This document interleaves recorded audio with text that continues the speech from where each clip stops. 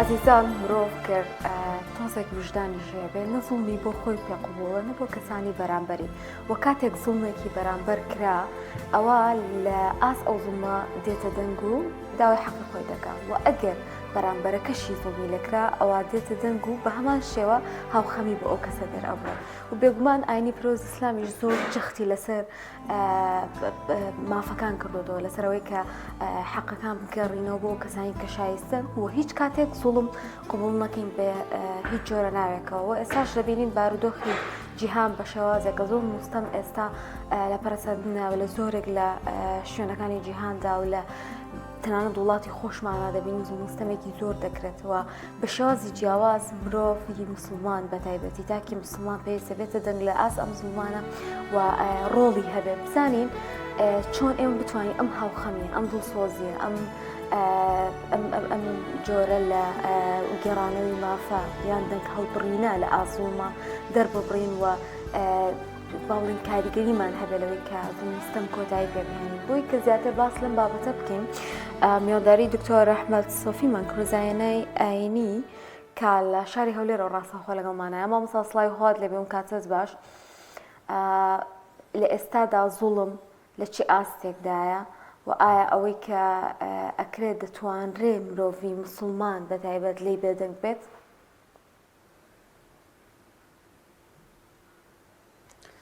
الحمد لله رب العالمين والصلاة والسلام على نبينا محمد وعلى آله وصحبه أجمعين. صلاة خواي جورة لأيوة ولبينراني برزش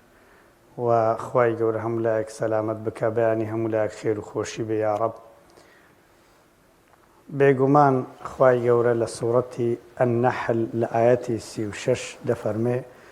ولقد بعثنا في كل أمة رسولا أن يعبدوا الله واجتنبوا الطاغوت. خواهي جورا فرمي من بو همو أمتكان پیغمبر مناردون بودوشت يكمين يان تنها الله سبحانه وتعالى بپرستن دو همينشيان خوان لظلم بپارزن يان لظالمان بپارزن او كساني كوا ظلم دكان ستم دكان ولخوانا ترسن لري خوالا ددن دژیان بوەستنەوە لەگەڵیان نەبن پشتگیریان نەکەن وەڕایان بگرن و نەهێڵن زوڵم بکەن و دیفاع لە حەقی خۆیان بکەن لە مافی خۆیان بکەن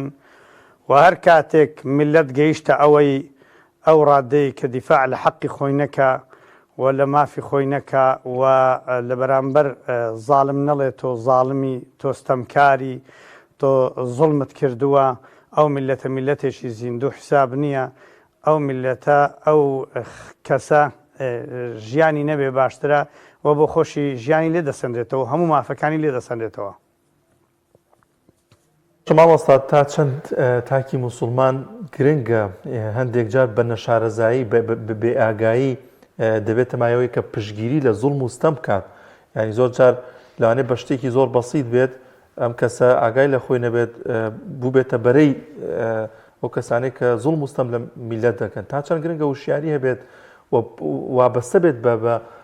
عەقیدەکەی خۆی و بە ئاینی پیرۆزی ئیسلامەوە هەندێک جار لەوانەشە عیبادەت ئەنجام دات و ڕۆژی تەواو و نوێژێکی تەواو ئەنجام دە بەڵام بێ ئاگا هەندێک جار دەکێتە ئەو بەرەیەوە.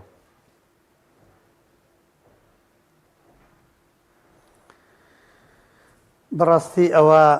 یەکە لە هەڵە باوەکانی ئەو سەردەمە هی مسلمانان خەڵک لە نوێشکردن مسلمانە لە زیکر و تەسبیحات و یادی خوا مسلمانە بەڵام کە هاتە سەر باری ئەوەی کە لە بەرەی چێدایە یان دەڵێ بێلایەنم نە لە بەرەی زاڵم یان نە لە بەرەی مەزلومیە یان لە بەرەی زاڵمی خۆی دەبینیتەوە کە حەدیثە فەرمێ من کەثەرە سەواد قەوم فەهوە منهم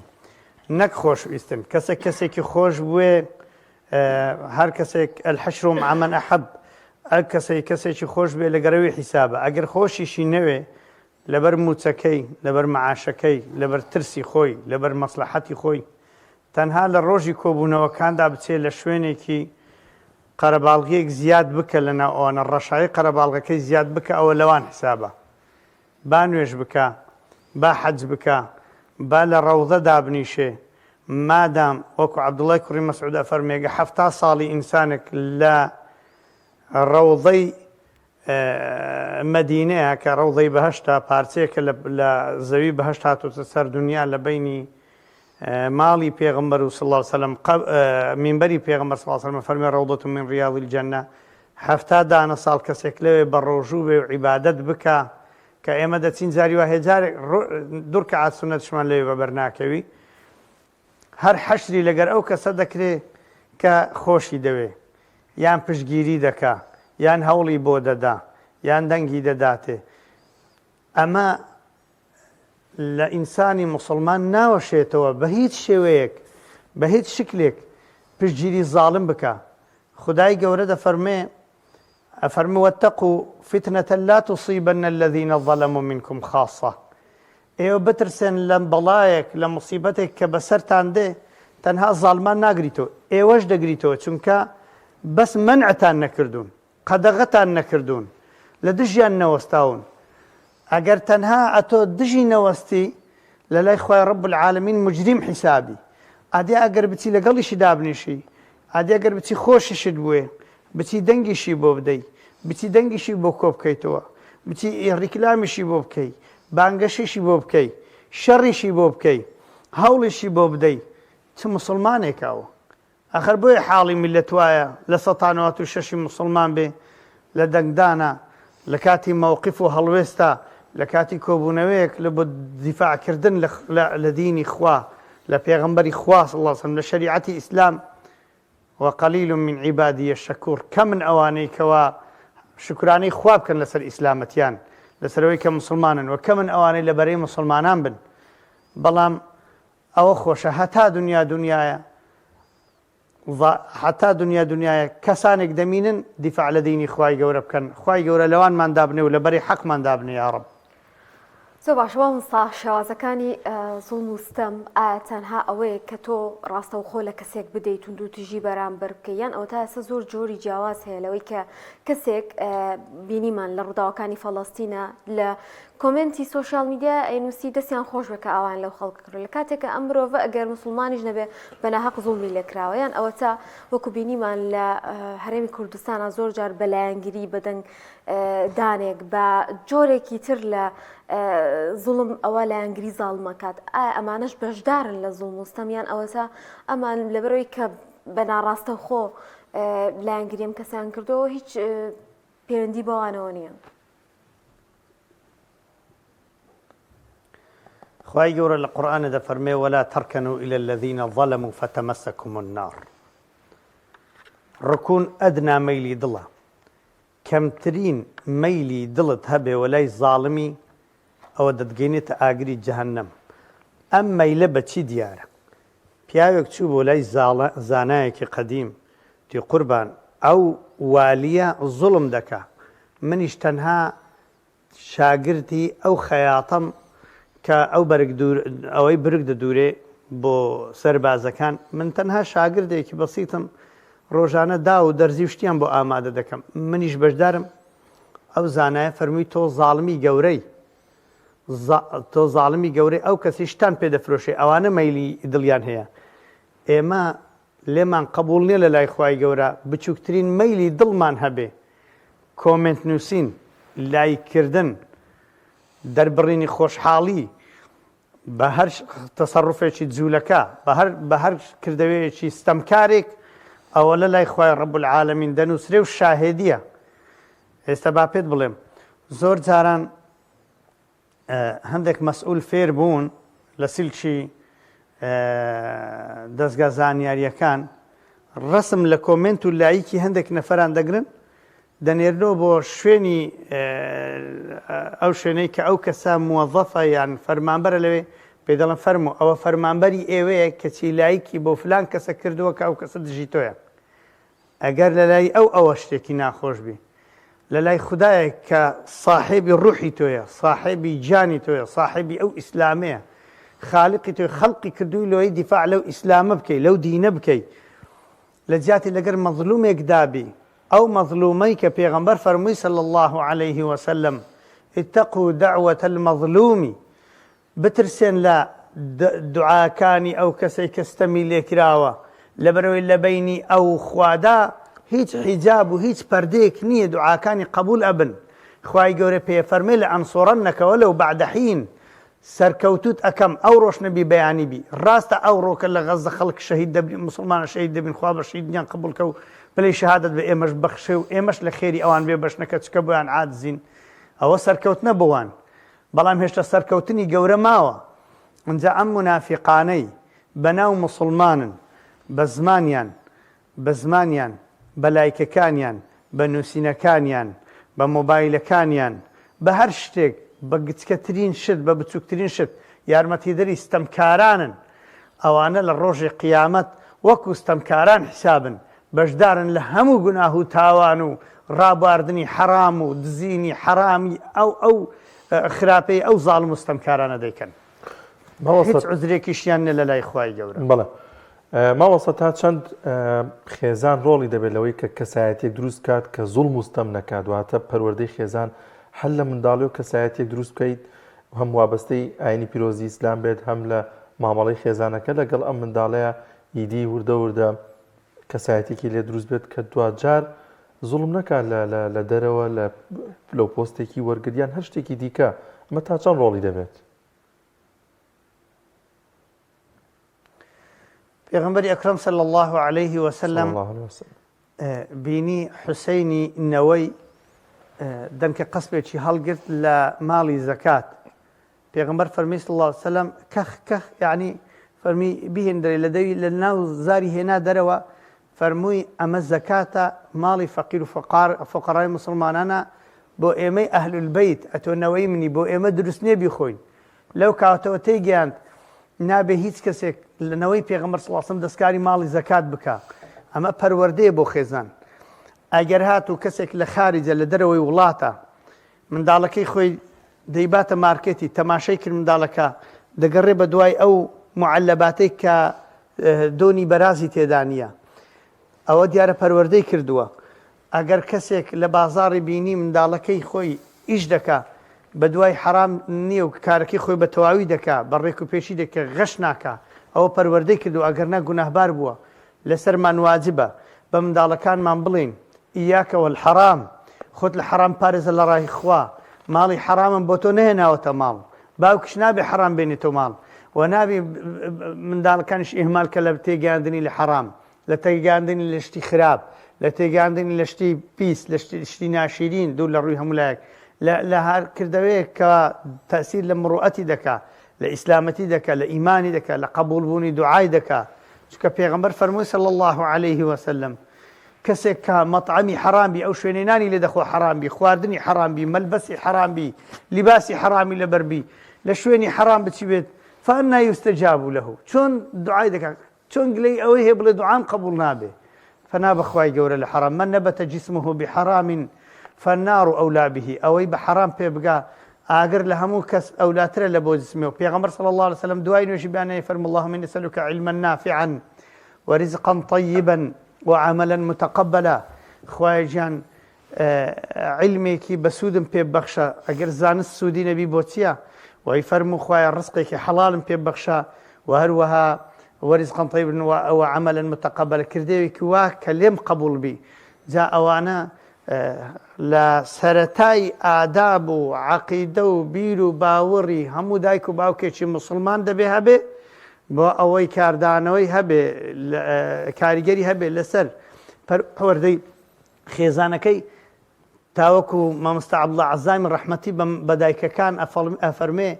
بە ماڵەکانتان نەبن بە مەزرعی وەکو دەواجینێک منداڵەکانتان ببن بە خواردنێکی چەور و کەسانێکی قەڵە و بێ دەسەڵات لە بۆ دەسەڵاتداران بیخۆن بەڵکو با ماڵەکانتان ببن بە بەلانەی شێران فەرخە شێری لێ پەیدا ببێ بۆ ئەوەی کە لە دژی ستەمکاران ڕابۆستن ببن بە کەسانێک کە ئەو دەوڵەتەی بەیانیدا ئەمەزرێ وەکو پێغەمبەر فەرمی صلی الله عليه وسلم السلطان ظل الله في الأرض يأوي إليه كل مظلوم فەرمووی دەسەڵات سیبەری خودایە لەسەر زەوی یعنی سێبەرێکە کە وەک خوای گەورە کەپرێکی دروست کرد بێ بە ئەمری خوا دروست بوو بێ چۆن سێبەری شاخەکان بەیانیان فێنکە سێبەرێکە لە گەرمای زاڵمان خەڵک ناتوانێت زوڵم لە بندەسەڵاتی ئینسانی عادل زوڵم بکە تا دەوڵەتمان بێتە دەوڵەتێک بێتە سێبەرێک هەرچی ستەم لێکراوە بێ لە ژێری ئیسراحەت بکە لە کۆتاییشدا هەر ئەو مناڵانەی ئێمە پەروەردانەکەین ئەبن بە سەرۆک و سەرکردە ئەگەر لە سەرەتادا خێزان پەروەردان نەکە لە مزگەوتەکان مامۆستا باسی زوڵمیان بۆ نەکە ئاخر من لە مزگەوتێک بووم مامۆستایەک لەسەر مینبەر گوتی وەلەقەد بەعەثنا فی کولی ئومەة رەسوولا ئەن اعبدوا الله واجتنبوا الطاغوت کە تەفسیری کردوتی خوای گەورە هەموو پێغەمبەرانی ناردووە بۆ تەوحید هیچی تری نەگوت باسی زوڵمی نەکرد ئاخە زوڵم یعنی لادان لە ڕێی خوای گەورە تاغوت یعنی ئەو سەرکردانەی کە خەڵکی فێرە لادانەکەن ئەو دایک و باوکەی منداڵیان فێرە زوڵم دەکەن ئەوانە تاغوتن یەکەم تاغوت لەسەر زەوی شەیطانە هەر کەسێکش لەسەر ڕێگەی شەیطان بچێەوە تاغوتە هەر کەسێک ئەمر بە خەڵک بکە بەستەم ئەوە تاغوتە ئەوانەی کەوا ئەمر بە گچکەکان دەکەن دەڵێن ئاوا بکەن ماڵی خەڵک بدزن خەڵک بچەوسینەوە سزنەکان پڕکەن لە مرۆڤی خراپ لە مرۆڤی باش ئینەهم ئوناس یەتەطەهەڕون ئەوانەی داوای پاکێکن بیان خەنە سزنەکان و کپیان بکەن بێدەنجیان بکەن تەلەڤیزیۆنەکان پێدا بخەن لە شوێنی چاکمەنعیان بکەن لە بەرلەمانەکانە نەهێڵن بچنە بەرلەمانەکان نەهێڵن بچنە مەجلیسی قەضا نەهێڵن بچنە مەحکەمەکان هەر حاکمێک خشتی چاک بکە مەنعی بکەن ئەوە لە کۆتاییدا دەوڵەتێکی زاڵم دروستە بێ هەرچی تێدا هەیە هەمووی بەشی بەردەکەوێت لە زوڵم لە ناخۆشی پێغەمبەر فەرمی صلی الله علیه و سلم انصر اخاک ظالما او مظلوما مناڵەکەت ئەبێ پەروەردەکەی لەسەرەوەی مامۆستای ئاینی پێیان بڵێ وعائیلا ويكتري أقدار كينو والعصر إن الإنسان لفي خسر إلا الذين آمنوا وعملوا الصالحات وتواصوا بالحق وتواصوا بالصبر لسر حق با صبر تبي عملي صالح كإيمان بخوا به وبجيري براي خود بك أجر استم بك أجر استمي لي بكري قلت يعني يا رسول الله صلى الله عليه وسلم أجر استميج بك فرمي بأن تدعه عن الظلم نيل استم بك أو پروردي دایک و باوکە لە بۆ ئەولاد ئەو پەروەردەی مامۆستایانە لە بۆ مجتەمع ئەوە ئەمر و فەرمانی رب العالمینە لە بۆ مسلمانان لە بۆ هەموو ئەوانە شێخی ئیبن تەیمیە فەرمی ئەو دەوڵەتەی کە زوڵم بکە با مسلمانیش بێ خوای گەورە ئیدامەی نادا یارمەتی نادا خۆشی ناوێ ڕقی لێتی ئەو دەوڵەتەی کە عەدالەت بکە کافریش بێ خوای گەورە یارمەتی دەریان دەبێ مامۆستا مرۆڤی مسلمان یا مسلمان چۆن دەبێت دژی زوڵم و ستەم بۆستێتەوە و ئایا هیچ کاتێک دەبێت دەمارگیری هەبێ بەوەی کە ئەگەر کەسێکی تر لە زمانێکی تر لە ئاینێکی تر لە کللتورێکی تر لە دینێکی ترە لە لایەنێکی ترا بوو ئەم خەمسار بێ لە با بڵێن پشتگرتنی ئەم مسلمانیان یان ئەو کەسێک کە تووشی زوڵم و ستەم بۆتەوە خوای گەورە کە باسی قارونی دەکا فەرمێ من قومه يعني لقوم موسى يعني پێغەمبەر موسا نەوەست ئەلەوەی پێ بڵێ قارون ئەوە بۆ زوڵمێ دەکەی دوعای لێ کرد کاتێک زوڵمی کرد قارون پێغەمبەر موسا دوعای لێ کرد فخسفنا خوای گەورە فەرمێ فخسفنا به وبداره الأرض فەرمێ لە زەویمان بردە خوارێ ولما فەرمێ تا ئێستش لە ناخی زەویدا دەچێتە خوارێ خۆی و ماڵەکەی و هەموو شتەکانی خزمت ناسیارت دۆستت هەر کەسێک کە زوڵم بکە دەبێتەوە لە هەموو کەس دڵسۆزی ئەوەیە لە هەموو کەس ئەولاتری نزیکتری تەکلیف لێکراوتری فەصدع بما تؤمر وأعرض عن المشركين خوا لە قورئانێ فەرمێ ئەقریباکانی خۆت تێبگەینە سەدع بە حەق بکە لە خاو خێزانت دەست پێ بکە لە پێغەمبەر فەرمووی صلی الله علیه و سلم فاتیمە ئاوا بکە بە دەوروبەرەکانی خۆی فەرموو بە هەموو ئەوانەی خۆی فەرمووی عباس ئیمامی خۆی فەرمووی ئەو ڕیبایی عباس کردوێتی لە ژێر پێی خۆمی دادەنێم لەبەرەوەی ڕیبایە ئینسانی مسلمان دەمارگیری نابێ هەبی لەبەرەوەی فلان کەسە لە قەومی خۆیەتی وەڵڵا لەبەرەوەی ئەو کیانە هیچی بەسەر نێ قەینە با زوڵمیش بکە بەس با بمینێ ئاخر ئەو زوڵمەوای لێ دەکە نەمینێ بەیانی زوڵم وای کردووە ئیمپراتۆرەتە گەورەکان بڕوخێن ئەنجا ئوسلوبمان چی بێ خوشکی بەڕێزم هەر زەمانە و شێوازی خۆی هەیە کاتی خۆی خەڵک شمشێری هەڵەگرت دوای شمشێر ساڵی 1560 وانە دەمانچە دروست بوو بازە بوو دەمانچە هەڵگری لە دژی زوڵم دوای کلاشینکۆف پەیدا بوو ئەوەتە لە شیشان ئەوەتە لە ئەفغانستان کۆڵیان نەدا دوایە مسلمانان دیکە ئێمەش لە کوردستان لە 1970 وانە هێزی شافعی و کۆمەڵی دادگەری ئەو کاتی پێ دەگوتە بزوتنەوەی ئیسلامی چوونە شاخ و بە سیلاح ڕاوەستن دوایە مۆدیلی سیلاح کاڵ بووە لە بینی وڵاتەکان بوو بە دەنگدان و بوو بە خەباتی سیاسی کە لە خەباتی سیاسیش هەمان ئەوانەی لە شاخ پشتیان لە مسلمانان کرد و نەچون بۆ شاخ جورئەتیوان نەبووسی لە حەرگن هەمان ئەوانن ئەوڕۆ ناتوانن دەنگێک بدەن لە کاتی انتخابات ئەوڕۆ بە تەمای ئەوەش نین کۆمنتێکیش بکەن ئەوڕۆ مۆدیلی سۆشیال میدیایە مۆدیلی قسەی حەقا مۆدیلی پەروەردەکردنە لەسەر چاکە و حەقی مۆدیلی هەر شتە شا لە قەدەر زمانیە هەر کات و هەر زمان و ئامرازی خۆی هەیە ئێستا ئێوە ئەمر بە چاکە دەکەن لێوێ دانیشتون خوا لێتان ڕازی بی ئەوەی بە ئێوە دەکرێت بە زۆر خەڵکیت کەش دەکرێت بە زۆر دەوڵەمەند دانیش دەکرێت کەناڵی باش دابنێن یان دامی ئەو کەناڵە بکەن کابراایکی دەوڵەمەند جارێکی دەیگوت ئەمن خەریکی بانگەوازکردم لە بۆ دینی خوای گەورە تەماشام کرد معلومات و زانیارەکانیشی زۆر بێسەر و بەر بوون لەو سلێمانیە دانیشتۆ زۆر دەوڵەمەندە دەیگو قسە بۆ نەفرانیەکان دەکەم بۆ جوولەکەکان دەکەم وتم برای بە ڕێز خۆشەویستم ئەوە ئیش جەنابەت نییە تۆ دامی بانخوازان و زانایانی ئیسلام بکە بە ئەوان تووشی کەسابەت و کاتی خۆیان بەوە سەرقاڵ نەبن بتن کاسبی بکەن تۆ دامیان بکە ئەو کەناڵانەی داوە لە بۆ دینی خواکەن بەهێزیان بکە بە قووەتیان بکە ئەو ئیشتوێ پاریان بدێ بە ئەوان خزمەتی دینی خوا بکەن چکە تۆ لە کۆتاییدا هەر ئەسڵەن شارەزایش لە ئیسلام نیە بەو شێوەیە دووسێ پرسیار لێ بکەن ڕادەوەستی دوایە شکۆ گومانیشت لەسەر دینەکەی و ئاینەکەی خۆشت لێ پەیدا دەبی دەوڵەمەندەکان بە پارەی خۆیان دەبێت دامی زانایانی حەقبێژ و ئەو کەناڵە باشانە بکەن خزمەتی ئیسلامەکەن زانایان دەبێ علمی خۆیان بە قووەتر بکەن شارەزا بن جوانتر لە شەریعەتی ئیسلام و لە دینی خوا دوایە لە اقتصادی ئیسلامی دوایە لە سیاست ئەو جیلەی تازە پێڕا دەگات کە لە سۆشیال میدیا زیرەکەت دەبێ احتیمام بە سۆشیال میدیا بدە و پەیجی دینی دابنێ ئەتۆ لە ڕۆژی جمعە دەرێ سەڵاواتێک لەسەر پێغەمبەری لێدەن صلی الله عليه وسلم چەند کەس دەرێ اللهم صل على محمد وعلى آل محمد کە سەڵاواتێکە لە شەو ڕۆژ جمعەدا پیشانی پێغەمبەری خوا دەدرێ عليه الصلاة والسلام وازانی هیچت نەکردووە لا تحقرن من المعروف شيئا ولو أن تلقى أخاك بوجه طلق أو طليق هیچتان لە چاکە پێکەم نەبێ ئەگەر بەڕوویەکی خۆش و پێکەنینەوە بەلای مسلمانێکدا تێپەڕی باوەڕ بکە لە ڕۆژێکی بە من بەیانی بوو پیاوێکە ناسم بەڕووی بە پێکەنینەوە تەماشەی منی کرد سەلامی لە من کرد کە من مامۆستای مزگەوتم یعنی ئەو ڕۆژە تا ئێوەرە زۆر مرتاح بووم کە کەسێکی پیاوێکی باشم بینی بەڕووی پێکەنینەوە سەلامی لە من کرد ئەدی دەبی خەڵکیت کە بەرامبەر ئێمە چۆن بی بەڵام نەک مەسەلەن بەرامبەر پیا بەرامبەر ئافرەتان و بچی لە بازاڕ و لە دائیرە لەوە ئەوانە نا مەسەلەن ئافرەت بەرامبەر پیا و بەرامبەر پیا و وهكذا یعنی هیچ شتان پێکەم نەبی لە خزمەتی دینی خوای رب العالمین بەڵێ زۆر سپاس بۆ دکتۆر ئەحمەد سۆفی زانایانی کە ڕاستەوخۆ لە شاری هەولێرەوە لەگەڵمانە بوو سپاسەکەی مامۆستا بۆ کاتەی بێمت بەخش